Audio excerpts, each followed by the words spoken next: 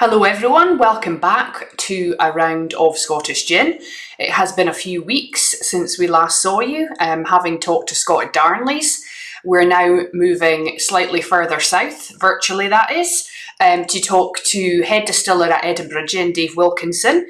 So we're excited to see what he's been up to and find out a little bit more about, the magic that is that goes into making Edinburgh Gin. So I guess The wonder, I guess, the wonder that goes into making Edinburgh Gin. Exactly.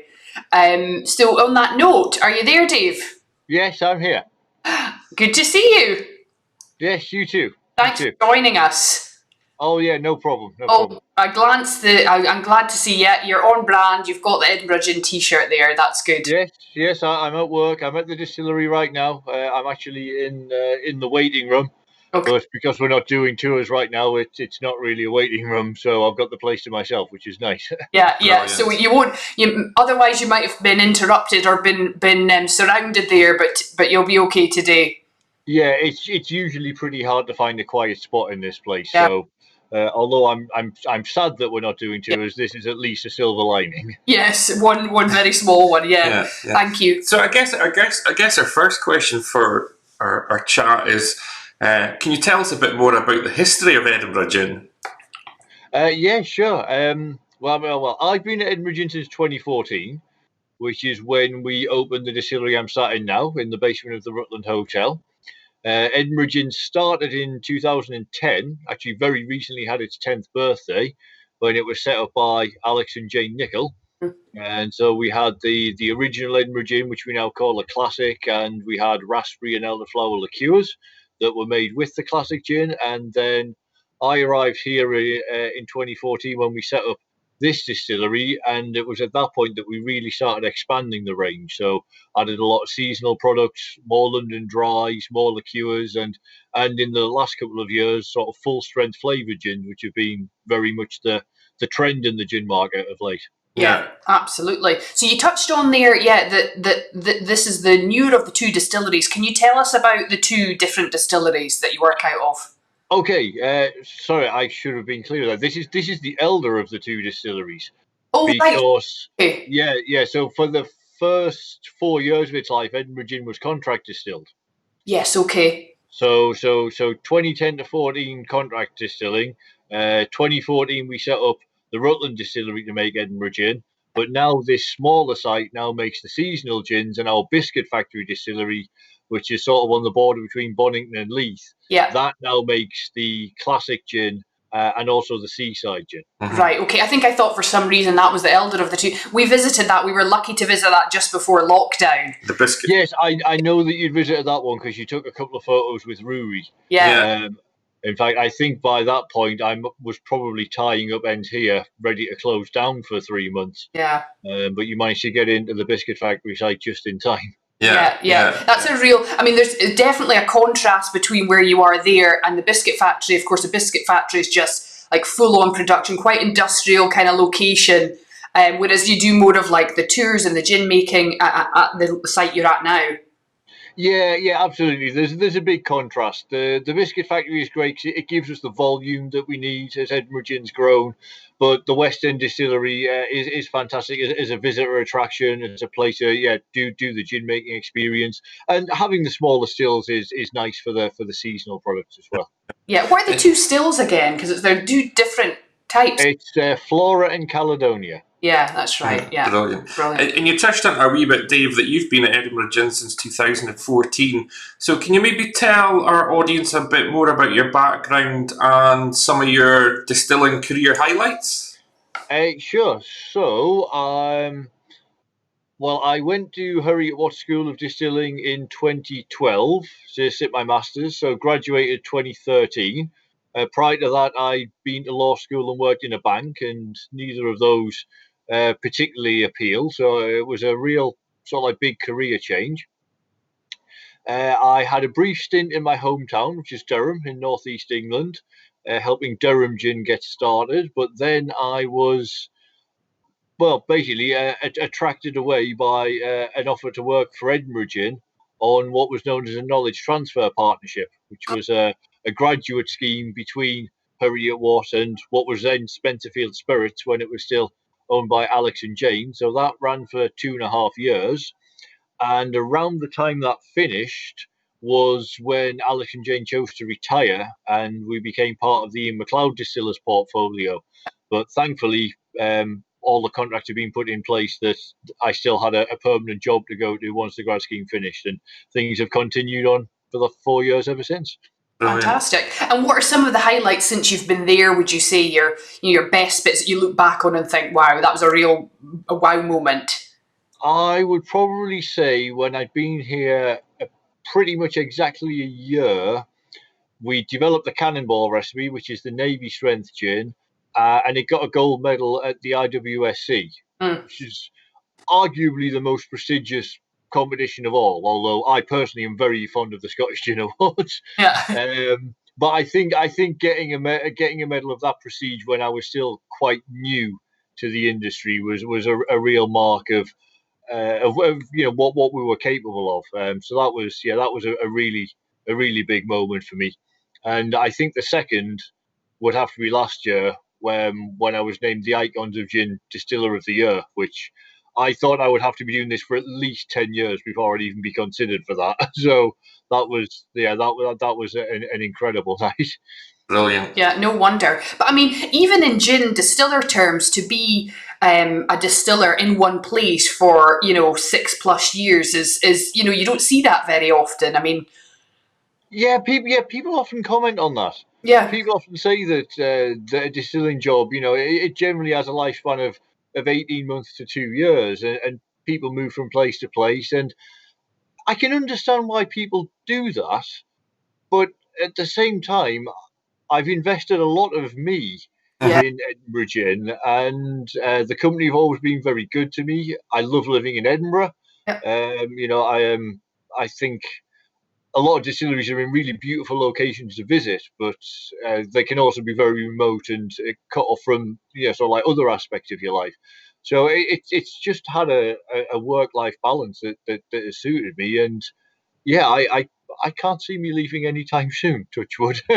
glad to hear it. And what are your top, if you were to pick? I know it must be like It's your a own horrible question, I know is it? it's like your own children. Of all the questions that you listed, this was the hardest one. Well, okay. So put you firmly on the spot. What are your top 3 Edinburgh gins then? So, since you asked for 3, Mm-hmm. I thought the best thing to do would be to name my favourite from each of the sort of sub ranges that we do. So, from the London Dry range, I would say my favourite's Cannonball. Possibly being the first one that was developed from scratch since I arrived, and I think it works so well in cocktails. I'm a whiskey drinker, so I think Cannonball's got that sort of complexity and fullness that I sort of want to sip it neat, even though it's Navy strength. So you see, I think all these years on, I still probably sip that one the most. Yeah. And I think from I'm looking at a bottle right now as it happens. I think from our liqueur range, I think my favourite's the apple and spice. Okay. Although I frequently misname it because it was going to be apple and cinnamon until the last minute, and it still says apple and cinnamon on all the production sheets and the bottling records. So I instinctively still call it apple and cinnamon. Yeah. But I think, especially at this time of year, that nice mixture of sweet and spicy, I just think it's a good all rounder. And people are often saying to me, "What's a good mix?" I'm like, honestly, I just like to sip it on its own, or maybe heat it up and sip it. So yeah, I would say that is my favourite of the liqueurs. And of the full strength flavour gins, I think it would have to be our new raspberry one. Okay. And the reason for that is we source the raspberries from a farm in Perthshire. One of my colleagues actually drives up in the van every couple of weeks and comes back with buckets and buckets of them. So some go straight in, basically a bucket in the still, a bucket in the fridge, and 3 buckets in the freezer to get us through the fortnight. And because we want to do it using locally sourced fresh raspberries, we distill an entire year's worth of that gin in a 3-month window. Wow. Which was nearly scuppered by the lockdown. Okay. Yeah. So yeah, I think that committing to the local element, I think that would make my favourite one of the flavoured full strength. Good choices. We love Cannonball. We're fans of a Navy strength anyway. Especially in a Negroni. Yeah.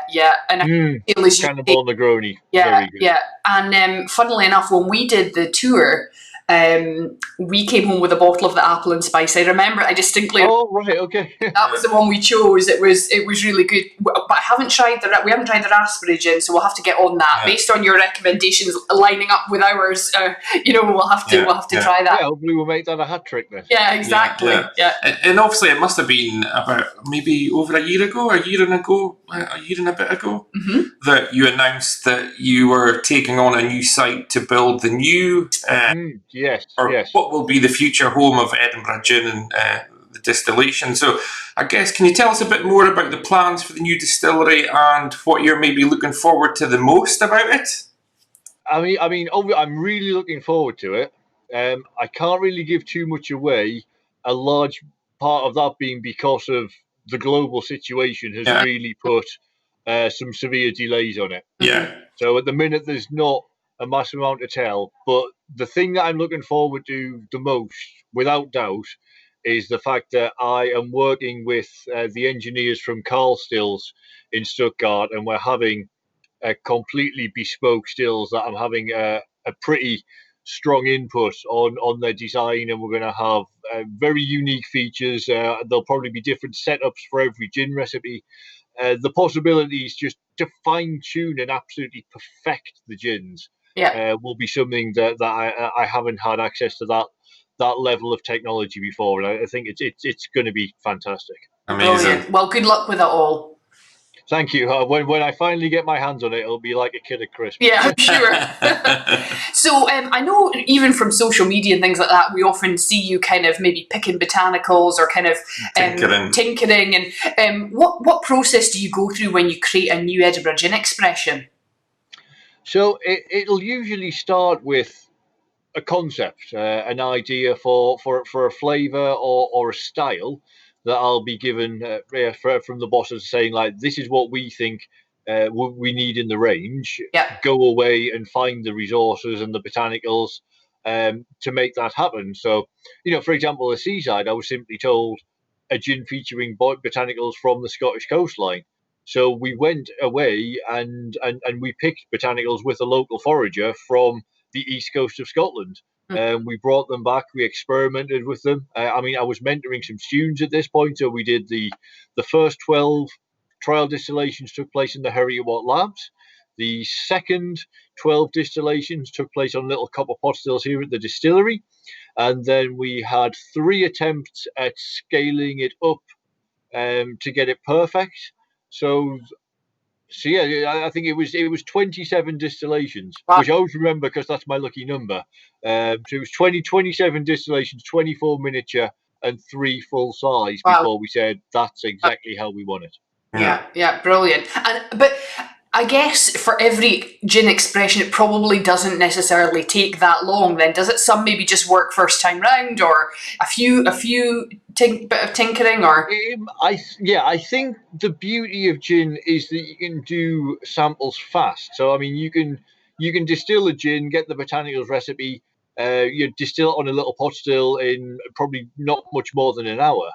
I do like to rest it overnight, just so I feel more confident that I'm assessing the flavours correctly if you give it an overnight rest. But you can essentially try it the next day, go back to your notes and say, okay, it was all right, but we want more juniper, more citrus, maybe less spice. Let's see if we can bring an extra botanical into that. So you can crack on over the course of a week. You can do maybe 2 or 3 at a time. You can, if you really put your mind to it, you can probably knock out close to a dozen in a week. So although, most of our gins in the range will have had at least 20, possibly, I think the record is 38, miniature distillations first, it doesn't take as long as you might think. Because certainly if you're doing 2 or 3 side by side and then comparing, you can rattle through that. Even the 38 one, I think we developed that recipe in probably 6 weeks. So sometimes when you focus on that and nothing else, you can do it fast. The important thing to remember is it's not like It's not like beer, there's no fermentation and mashing that takes up time. It's not like whiskey, there's no maturation. Gin is, I suppose, compared to a lot of things in the drinks industry, a simple process. But it's all about fine tuning that simple process and getting your recipe perfect. And I guess as well, it's. I've always thought, anyone can make a gin, but not everyone can make a good gin. And I think it's one of those things that's so easy to get wrong. Yeah, I think it's that old saying, easy to learn, difficult to master. Yeah. As someone who had absolutely no idea what they're doing could attempt to make whiskey, and it will probably be utterly horrendous. Yeah. I think a complete amateur could probably fluke a half-decent batch of gin. Yeah. But to make a really outstanding batch of gin, and with the amount of gins there are now, that's what it needs to be. That requires expertise, and that's why we work so hard on what we do. Yeah, excellent. Fantastic. And obviously, as a distiller, Dave, you've probably came across all manner of botanicals in your yes, I have in your career. So I guess what's your favourite botanical and what's your least favourite botanical to work with? Okay, I would say my favourite botanical would have to be Tasmanian mountain pepper, which is in our 1670 gin, which we make with the Royal Botanic Garden. And now we use the leaves of the mountain pepper bush, or Tasmania lanceolata, which is the Latin name that the botanists use. And it's got a lovely peppery. So you bite into a leaf, and it's like you put a little dab of heat rub on your tongue. But we also use the berries. Now, we cannot source those from the Royal Botanic Garden. They come directly from a farm in Tasmania. And I've just not worked with a botanical that had such an interesting flavour profile, because it's warm, it's peppery, but it's more like a cool sort of mentally tingle in the aftertaste. Some people actually think it makes the gin taste slightly minty.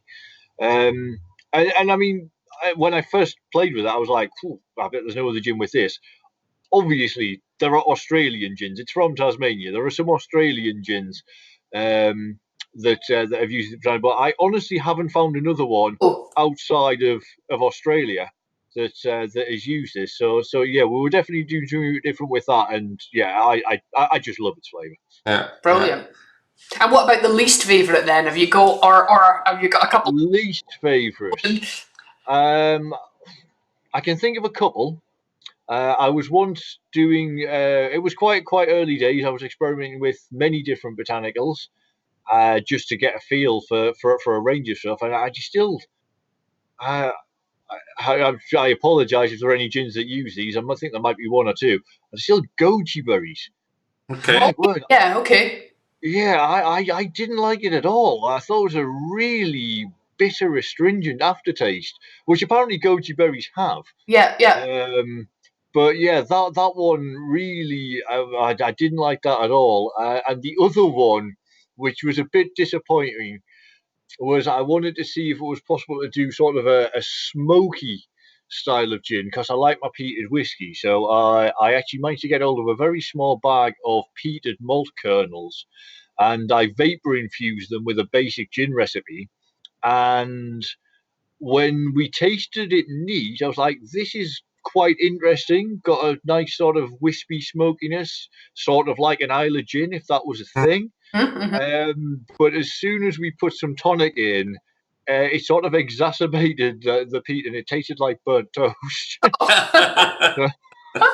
So yeah, that was a shame. It would have been very cool if it had worked. Yeah. But ultimately, I always say, no matter how much you say, serve your gin neat, serve it in this cocktail, 9 out of 10 people will put tonic in it. Yeah. And if it tastes terrible with tonic in, it's not going to go down well. No, exactly. Yeah, that was a shame. Yeah, yeah.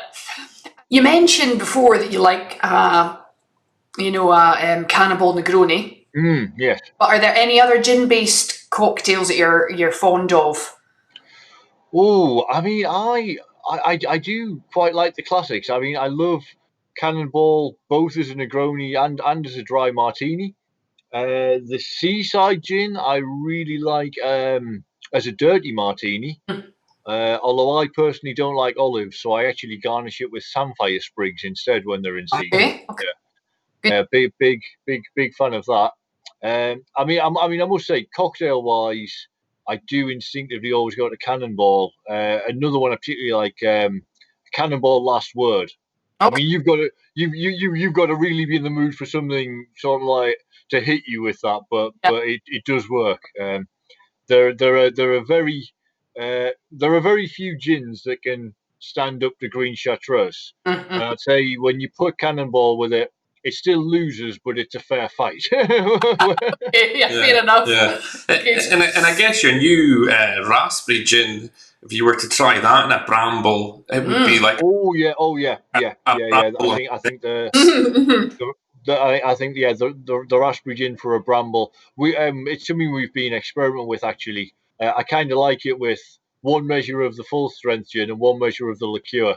Can work quite well, and it's just sort of like different layers of raspberry, different elements, but all with that one fruit flavor focus. Yeah. Lovely. Nice. Nice. For our next question, and this is always a difficult one, is it? Mm. It's because Put your everyone's got finger such on. a variety of opinions about it. But what do you think makes Scottish gin special? I have been asked this before, and I think there's a few things. I think Scotland's distilling heritage in general, albeit it was not primarily gin focused, Hmm. but I think having sort of like that reputation that it earned through whiskey.